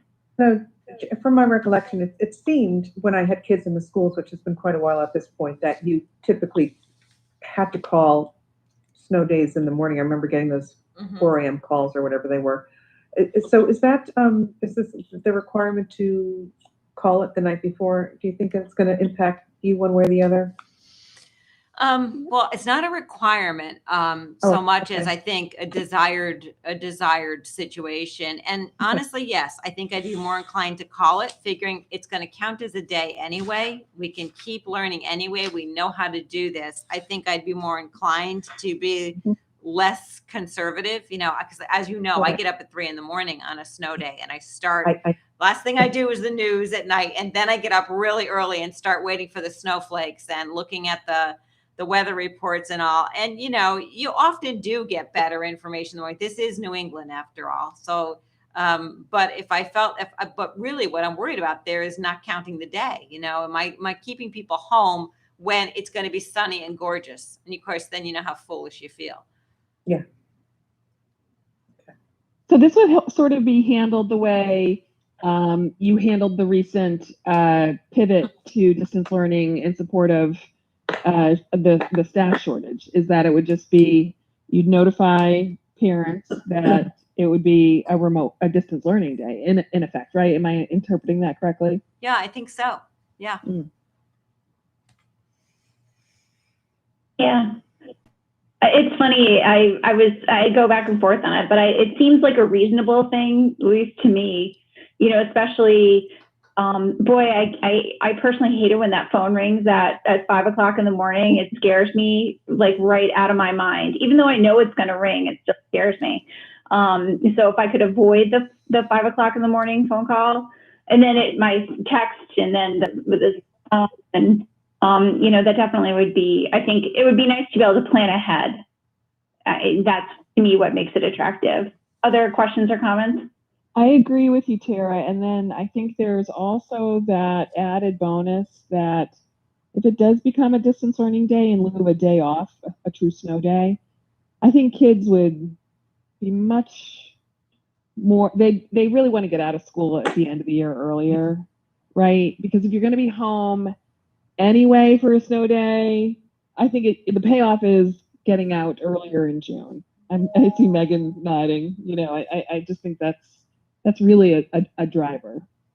Yeah, and the fact that those days in February, we have February break, there's a snowflake day on that Wednesday, and to know for sure, not that maybe any of us are going anywhere this February, but let's just be optimistic, that for sure that your kid's going to be off that day, and that it's not just going to be like the week before we have a snow day and now that plan is blown, or the same thing in March. You can count on it being a vacation day. And actually, we haven't had that in the last couple of years. We've lost our snowflake days. Yeah. And so I agree. I think it would be nice to actually gain a day off in lieu of other snow days being school days. Yeah. So I have a question. So it's Go ahead, Eileen. Yeah. So a question is, if you're a staff member in your home and it's snowing and you may have to be doing distance learning and you have your own kids at home because they canceled school and they're not going with distance learning. So maybe that's a perspective that some staff members may be feeling because, their own children are home, because sometimes the decisions aren't made totally on the shoreline to come to school and not come to school. And it's just a thought. I think some of the staff have been facing that issue already anyway, as a result of some schools going to distance learning while others didn't. So I think it's a very real issue that several of our staff and teachers have been dealing with. Yeah, especially ones that are quarantining because of our situation, or may have students at home that are quarantining because of a situation in other districts. Yeah, I think it's a tricky thing all the way around. I don't know that you avoid it either way, but yeah, I agree. It's an interesting point, Eileen. Just to add something to what Karina said about the snowflake days, I know that I personally last year, like my family took a trip and like we planned because we were still gonna have the day off, and so then we just ended up not going to school because we had already had the flights booked and stuff. So I guess I just wonder, and I don't know if like we have this data, but how much the attendance changes when we have those breaks, if there is, like, especially on that snowflake day, because I know a lot of people obviously plan vacations in advance, and usually people would probably plan those with the snowflake day being a day off. And then this year in particular, I just would like to add that I feel like students, like seniors, will be using those mostly for college tours, just because there's so many kids who haven't seen any campuses. So I'd prefer to do distance on a snow day, but I also think, just to speak to the like entire senior class, I think that and senior families, I think this year in particular, college campuses right now, some campuses will not let visitors in. So I think that once that's kind of like when you hear back, when you're really trying to figure out where you're going to go. So I think that this year, that any break after January 1st will really be used for college touring for senior families. So I think that having those extra days really just makes a difference. Well, if you look at on our snowflake days, Megan, would be 5 days in February, including a weekend, 5 days in March, including a weekend, and 4 days in May, which includes a weekend. So there's significant break there to do those things, to be able to get into a car and go somewhere. I mean, I think if I may just add to, I think Megan makes a really compelling point. I do think it's important for me to bring up that, like, every time that I've ever heard this issue brought up at school, it's because people don't want to lose their snow days. I think that like every time, like, I've had so many people come up to me and be like, Joe, do you, like, you're part of stuff. Like, do you know what they're going to do about the snow days? Like, are we not going to have snow days anymore? And I'm like, I don't know. I honestly don't know what the deal is with snow days yet. So, I mean, obviously, I think there's a very, very strong argument for doing distance learning for a number of reasons.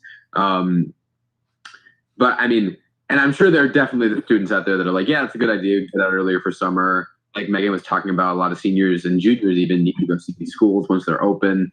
I have definitely experienced firsthand not being able to go see schools, as I'm sure every senior has. So, I mean, there is that counter argument. I mean, I know for one, and maybe it'll change this year, but I used to wait anxiously for that call in the morning. Like, if I heard that call in the morning at 5 a.m., I'd be like, oh, it's the best thing ever. But I know as a parent, it's probably a very different thing. But as a student, 5 days off in February. 5 days off in February.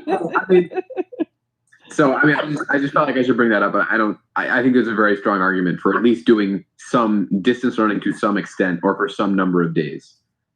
Yeah, I think it's a good point, Joe. I mean, I agree with you. I had two boys that when that phone rings at 5 o'clock in the morning, I might be annoyed, but they were like immediately going back to bed, blankets over the head.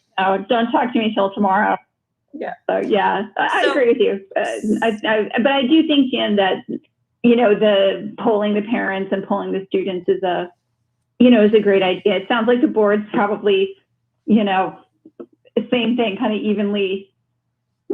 Probably arguments on both sides. I love too what you said, Jan, about that kind of creative approach of, if it is a distance learning day, why not start at 9 o'clock? Right. And so then you get the benefit of sleeping in, and then, so I think that you can get creative about how you approach it. I was actually going to bring up the exact same point that Karina did. I think that's a great idea and sort of a bit of a compromise. I'm definitely in favor of trying to utilize the snow days. The thing that's nice about starting at, let's say, 8:39, whatever, is if you start all the schools at the same time, then everybody who's a teacher in the community, their children, if they live in the community, start at the same time, and everybody's on working, or we could do a 10-minute delay so that everybody can get on. So there's some advantages there. It's kind of one of those pay now, pay later. You either get the snow days and you end up losing your snowflake days, a little bit more unpredictability, a little bit more excitement, or you lose your snow days and you trudge on, and then all of a sudden you get 5 days off in February. Yippee! I guess it depends on who you are. I'm the planner, so I would like my 5 days in February, but other people like surprises. So. I don't think we're going to make everybody happy on this one. And look, it's 1 year. We may not ever get this opportunity again. And I'm not saying I'm 100% decided on this. And I've talked to some teachers. As I said, some teachers in one place were kind of excited about the concept and others were not. I want to see what parents have to say too. And I think I'm just going to kind of put it out as a question. Talk to me about, I'll do another parent phone call and say, would love your thoughts. Send it to the back to school email. And we'll probably get the strongest opinions, because let's face it, if you're going to take the time to send an email, you're going to be strong on one side or the other, right? Yes. All right. And we'll talk about it with Superin tomorrow. So Megan and Joe, if you want to collect some ideas from people too, we can talk about it the next couple of meetings, but we'll see. So maybe the idea is that we use our 3 snowflake days, power through as distance learning, and if there's beyond that, then we have snow days. Yeah. I don't know. We'll see. And Jan, is it a shorter day?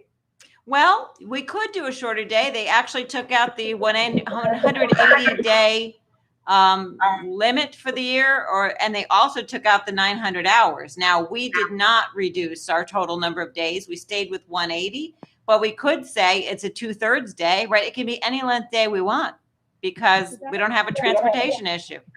because that might be appealing, to have Right. a shortened day and get your hours in. Yeah. And Yeah, then do kind of a snow day in a sense as well. like a 2-hour delay and then early dismissal.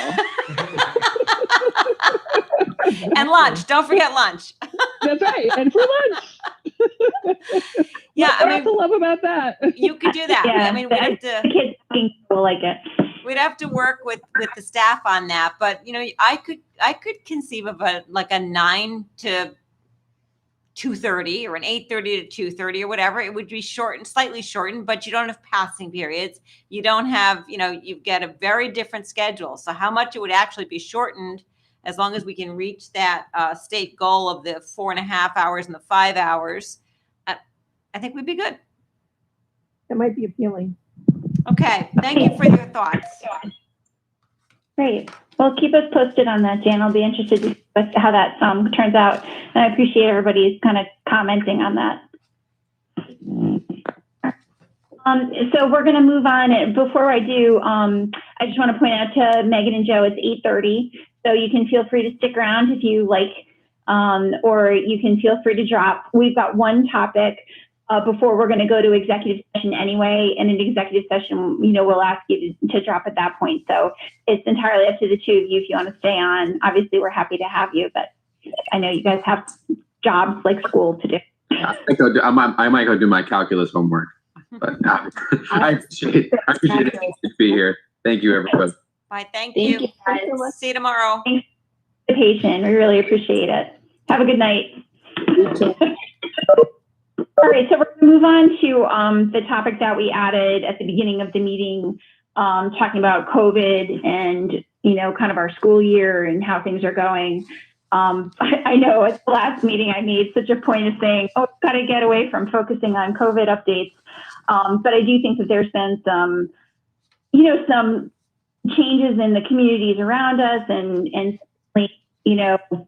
information kind of coming out at us from all different angles. I think it was important to kind of share with the board and, give Jan an opportunity to talk to us about some of the stuff that's going on. Thank you, Tara. We find ourselves at a really interesting crossroads. We've been very fortunate in Old Saybrook. While our numbers continue to hover in the orange and red zones, we've been really fortunate in our school district. We've had a grand total of 6 positive cases since the beginning of the year. And, I think we're probably looking at a 7th presumptive case. We've also been very fortunate that we have no evidence of spread inside our schools. Some of my colleagues in other communities may not have been as fortunate, or it's getting harder to trace now that there's probably multiple contacts from where people could be getting the illness. But as predicted, Halloween created an uptick, and I think that's being seen all around us. I don't know on Thursday when the new numbers come out where we will fall, whether we'll be in orange or red or not. But at this point, I think that we need to, be thinking that second wave that everybody called for and said would be coming appears to be here. They don't just seem to be anomalies. So I take part in Tuesday morning, 8 a.m. phone calls with the State Department of Education and the Department of Public Health. Those are terrifically informative. The epidemiologists are there, the public health officials, the education folks. Really, really a great panel of people who give us all of the updates. On Wednesday afternoons, I'm on the emergency management calls. Again, all the local authorities, including CRAD, emergency management, the latest cases that have nothing to do with the school. We don't use names, obviously, but I hear what types of cases, where these cases are, what's being done to support people and to intervene, and what kinds of trends are being seen, and how loosely or closely connected they are to the schools. On Thursdays now, I've been participating in alert community calls with DPH, and those are for communities that are in orange or red alert. And now starting this week, we're going to be doing every Friday meetings with the regional health departments from Essex, our own CRAD, and then the person who represents, I think, Killingworth and Westbrook. So a lot of the communities around us. So my point in telling you all that is we get the data as quickly, and it's fresh data when we're getting it. We get our Thursday reports to find out where the community is, and we're keeping track of it all. So having said that, at Tuesday's DPH meeting, and even at the governor's press conferences, it's been very clear that DPH, the governor, and the commissioner of education are really encouraging us to keep our schools open as long as it is safe to do so. As open as possible, whether that means hybrid or full in. And that seems to be the messaging. I just sent to you tonight, as soon as I received it, I forwarded an email from State Department of Education reiterating how important it is to stay open and not to decide now to close schools after Thanksgiving. So what's interesting about that is I think that our regional health authorities are not feeling the same way. And I predicted this would happen because I think our regional health authorities, like us, are very overwhelmed, trying very hard to piece it all together, contact tracing with us. And I think that they are seeing at a boots on the ground kind of level the uptick as it's hitting their phone lines in the morning, and more cases are being reported.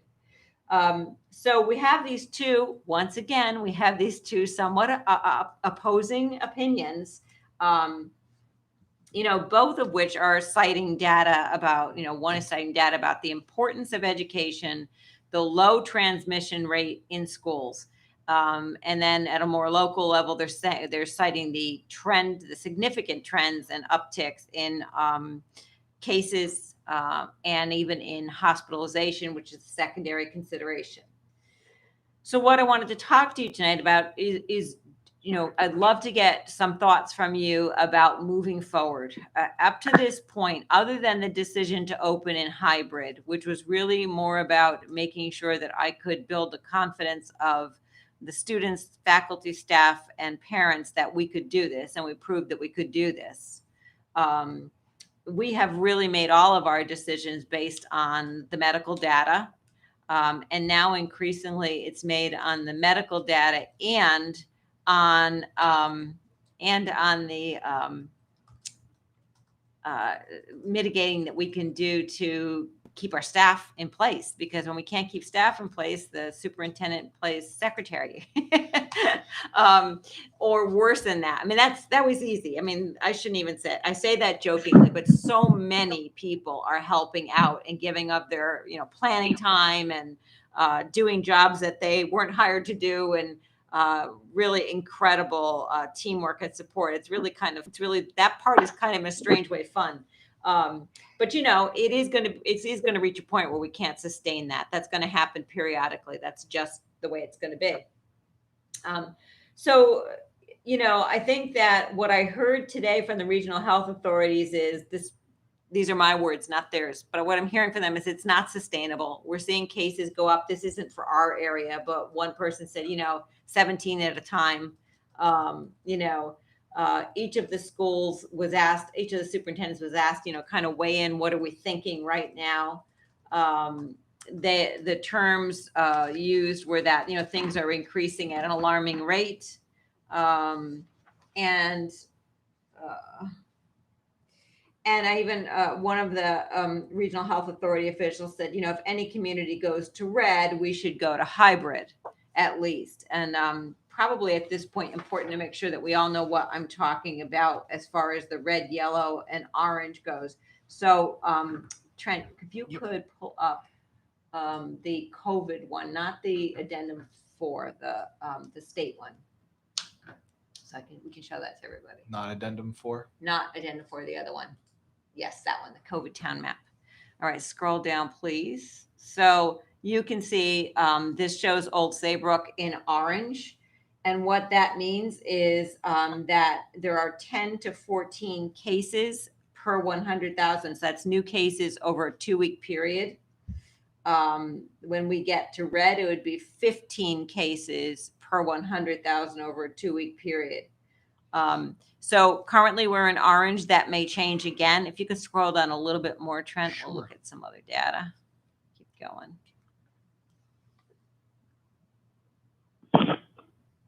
Oh, this is new. They added this tonight. So I'm trying to go down. Yep, this is what I'm looking for. So if we're in orange currently, it says on the left-hand side what everybody's supposed to do.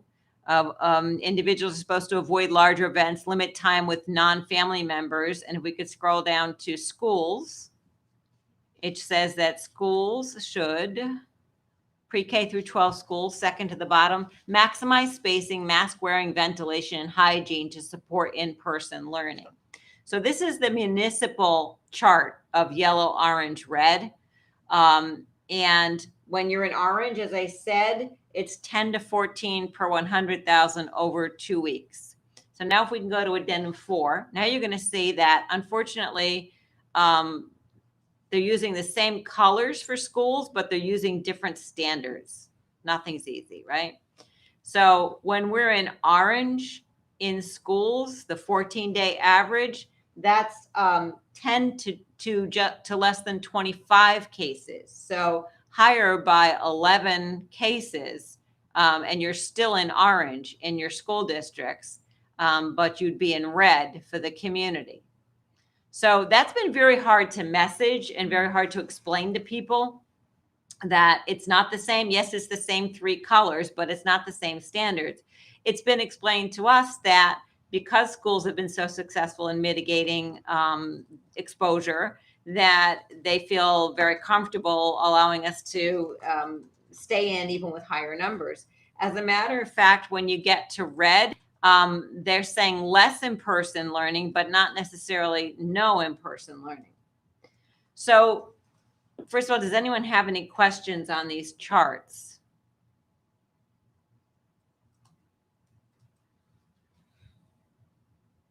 Okay.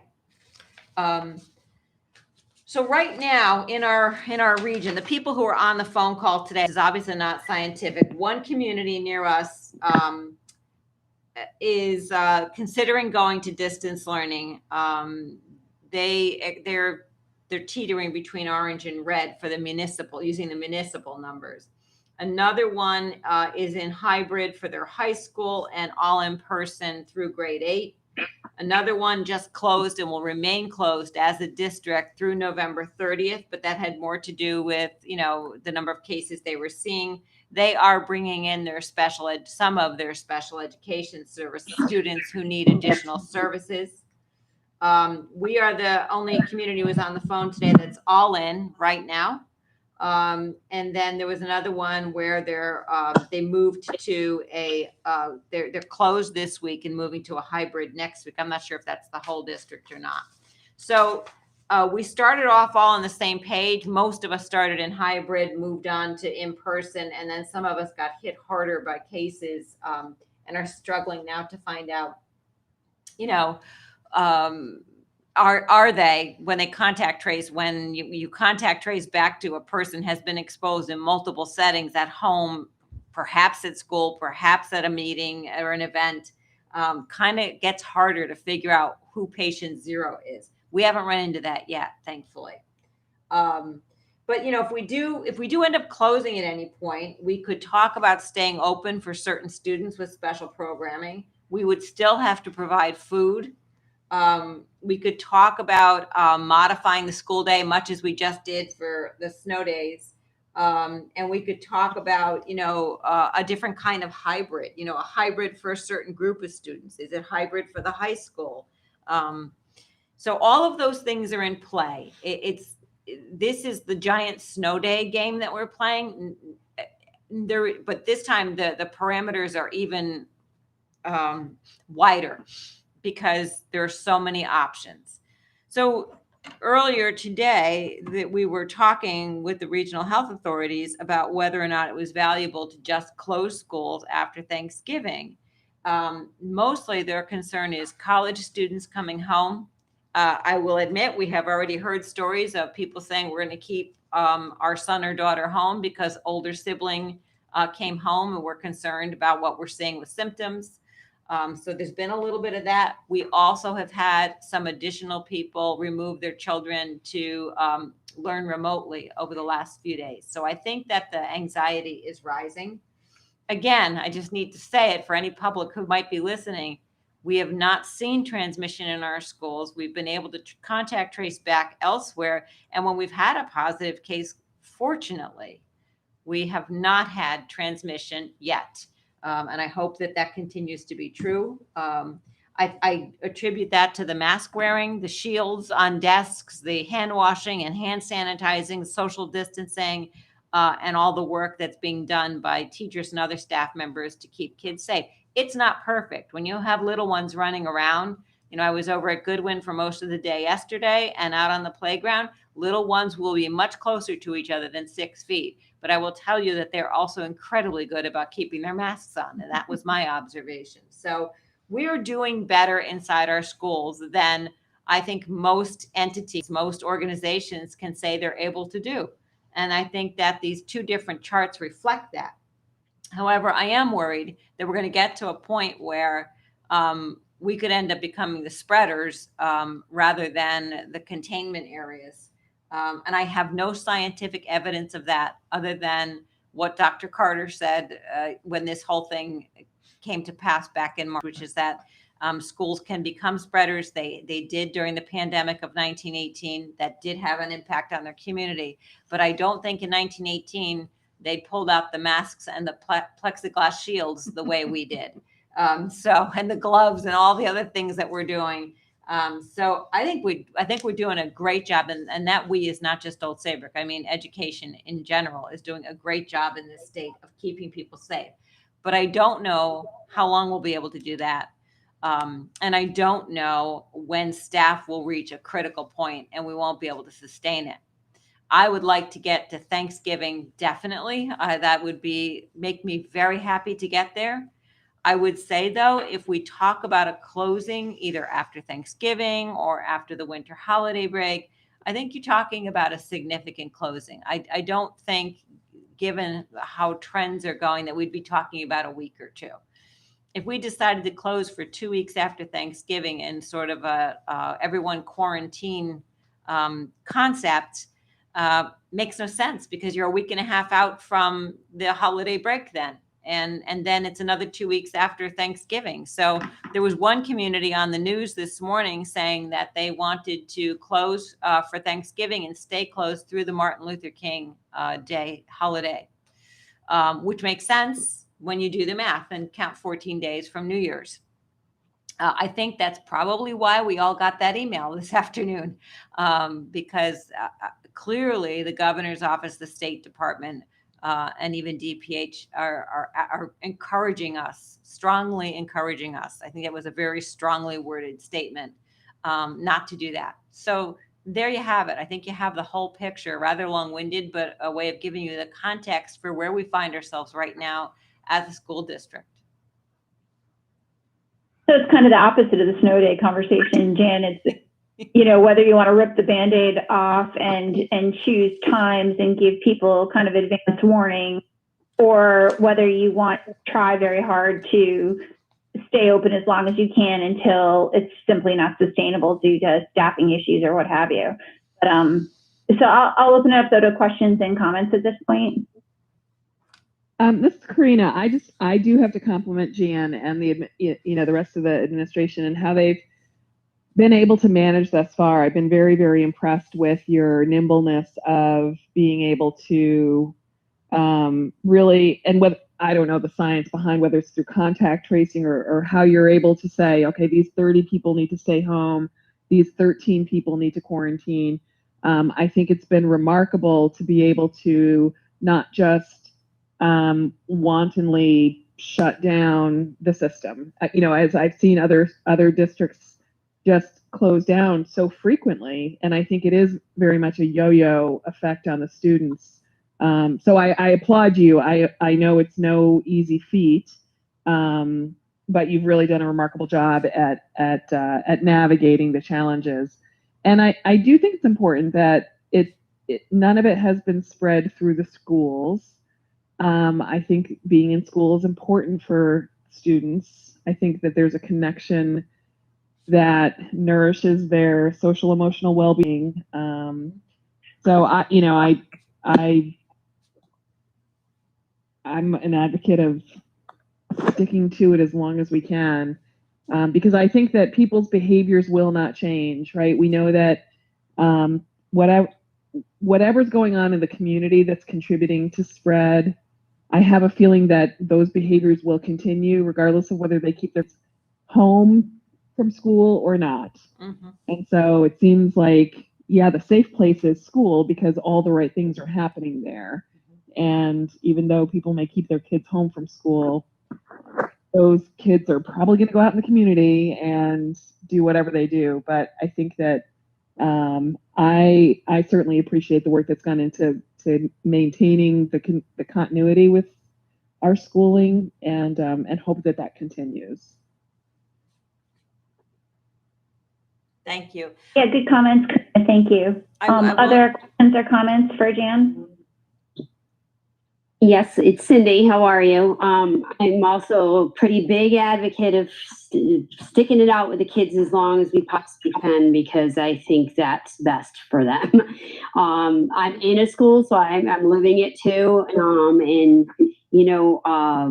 I've seen lots of kids come back from into the school from home and really do very well with that. And so as much as we try to do the best we can, I still want to see the kids in school as much as we possibly can until, of course, I know the staffing is just a nightmare right now for people and doing all the tracing. So, we can do it as long as we can do it, if you know what I mean. But I still feel that being at school is the best place for them. So. I agree. This is Karen. I absolutely would like to see us. I think you've done an amazing job mitigating the risk. And, as of right now, we've had really low numbers. And I was wondering about, you had mentioned that one of the school districts was doing in-person K-8 and then high school was virtual. Is that because they had a higher number of infection rates in the high school, or what was the rationale for that? Do you know, Jane? It's a very unique situation in that community. They have a building project going on of some kind. And so they started off hybrid at their high school and they have not gone back. I think now it has become a number of cases. They just don't feel like they should make the change. I'm noticing that those who did not get open are tending not to open, or those who stayed in hybrid are tending to stay in hybrid. Okay. At this Well, point. I'm just, just as a matter of opinion, I think if we can keep the in-person as long as possible, I'm in favor of that. Just the value of that is immeasurable, I think, for the kids. Thanks, Karen. Other questions or comments for Jan on this? It's Eileen. I would just say that Jan uses her best judgment. Can you hear me okay? Yep, we can hear you. Thanks, Yeah, Eileen. uses her best judgment, and if things get really overloaded with, more COVID cases, then she'll do her best to know what's the best way to proceed for student learning and for the safety of the students and staff. Yeah, good comments, Eileen. Thank you. Other questions, comments, thoughts? Yeah, I have a comment. Is it George? Go ahead, George. So I think when the original email came out, there two proposals were given to us. One was to actually make a decision. The other one was basically just give Jan the decision. And I think, from my perspective, that's a pretty much of a no-brainer. I like the snow day analogy, but in this case, we're trying to call a snow day when it's still 70 degrees outside. And so, I think it's way premature to calling a snow day. And the cases, forget the state, Old Saybrook, the cases in Old Saybrook community-wide is going up, and we're not seeing that in the schools. I really believe that the mitigating features that we have in place are working very, very well. And at some point, due to staffing limitations, we will have to close. And at that point, it's not a decision we made. We're restricted. But until then, I think cover everybody else. The decision is Jan's. Yeah, absolutely. Yeah, this isn't I appreciate that Jan brought this to us, as a discussion point and kind of to take our temperature about which way the board, is kind of leaning. But, we did, like with calling a snow day, that is absolutely an operational function of Jan and the administration, and certainly not an operational, not a function that belongs with us. But, I appreciate, Jan, you pulling us, to kind of get a sense of where the board is at. And I echo, everybody's comments of what an amazing job you and the administration have done, being very methodical about how we've approached this, and where we've needed to close or where people have needed, to be quarantined or stay home or whatever. I think you've done an excellent job, and I think, kind of your comments about what's happened in other districts is really telling. The ones that never did manage to open, kind of stuck in that position of either being hybrid or closed. And so I agree that at some point we're probably going to have staffing issues and not be able to stay open, or if there's a kind of a critical mass that we get to, that's going to make, our decision, obviously putting the safety of our staff and our kids first. Yeah, I think Other questions or comments for Jan? if I might, if no one else has a question. Go ahead, Jan. Thank you, first of all, for all your thoughts. I really do appreciate it. I wanted to get your opinions, and you've given them to me, and I appreciate it. Clearly, the governor and the commissioner and all the powers that be in Hartford are doing everything they can to clear other issues off our plate so that schools will stay open. And I have to say, they've gone to some great lengths to make that happen. They've reduced the outside gatherings. They've said that informal gatherings should be 10 or less coming into the holiday season. That was a bit brave. They've reduced restaurant times and restaurant capability. So obviously, they've done this for the purpose of partially for the purpose of keeping schools open. It's valuable to them. They recognize that, and I do appreciate and understand their opinion as an educator. And I agree with everything you said about keeping schools open, keeping kids mentally, emotionally healthy. And I also think it's important to note that, and I wish I could remember where I saw it. I've seen it twice, and now I couldn't find it this afternoon. There's some statistics that show that the hybrid model is actually the most risky for kids catching COVID. The full remote and the full in, less so. So that kind of defends what you were saying about what's going to happen in the community is going to happen in the community, and people are still going to do things, whether they're being asked to quarantine or not come into school. That doesn't mean they're going to be isolating, unless something else has changed in legislation or guidance.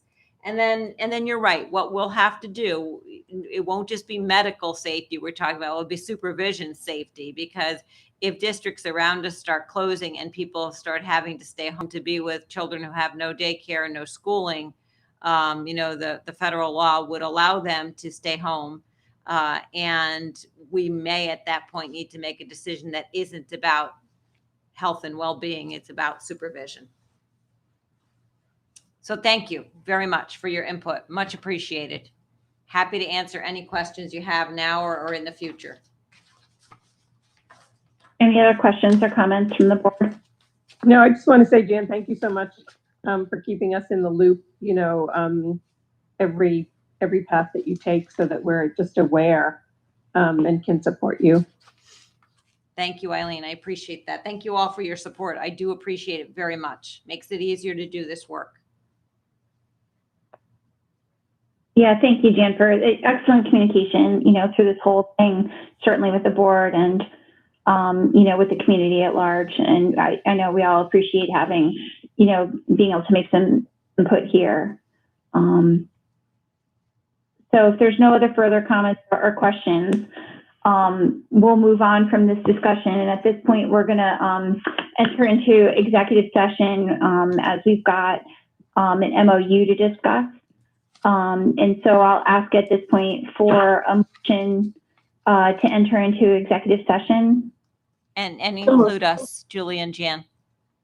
Exactly, I apologize. A motion to enter into executive session and include Superintendent Peruccio and Julie Pendleton.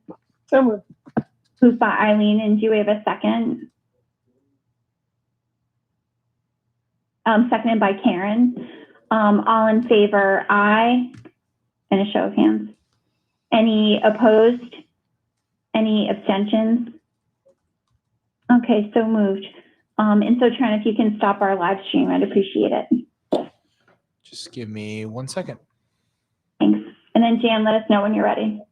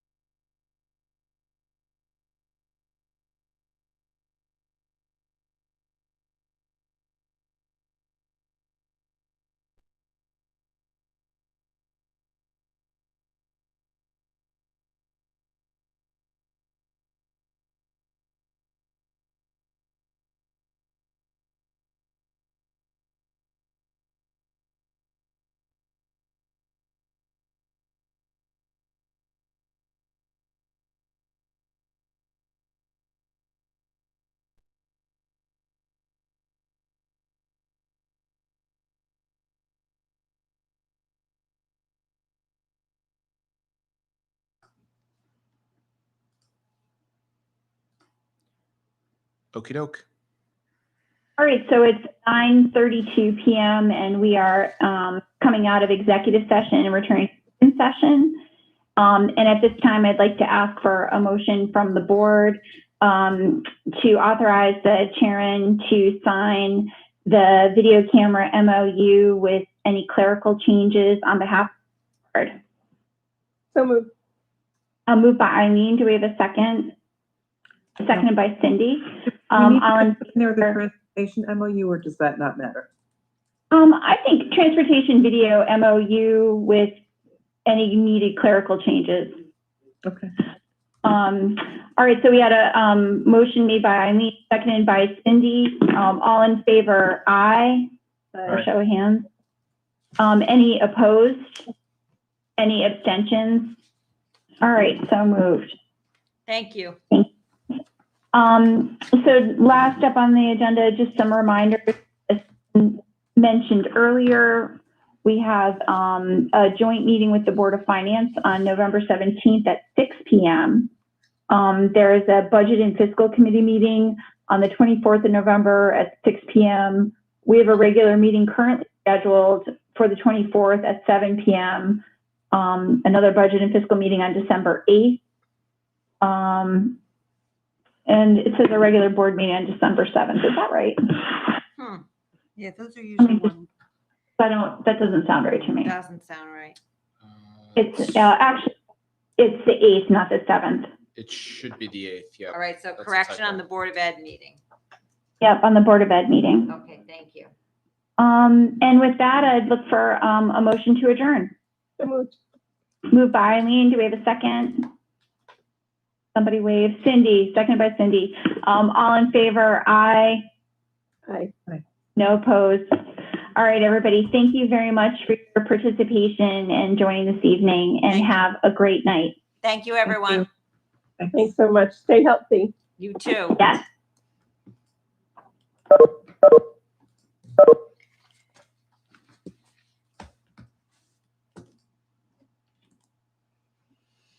Mm.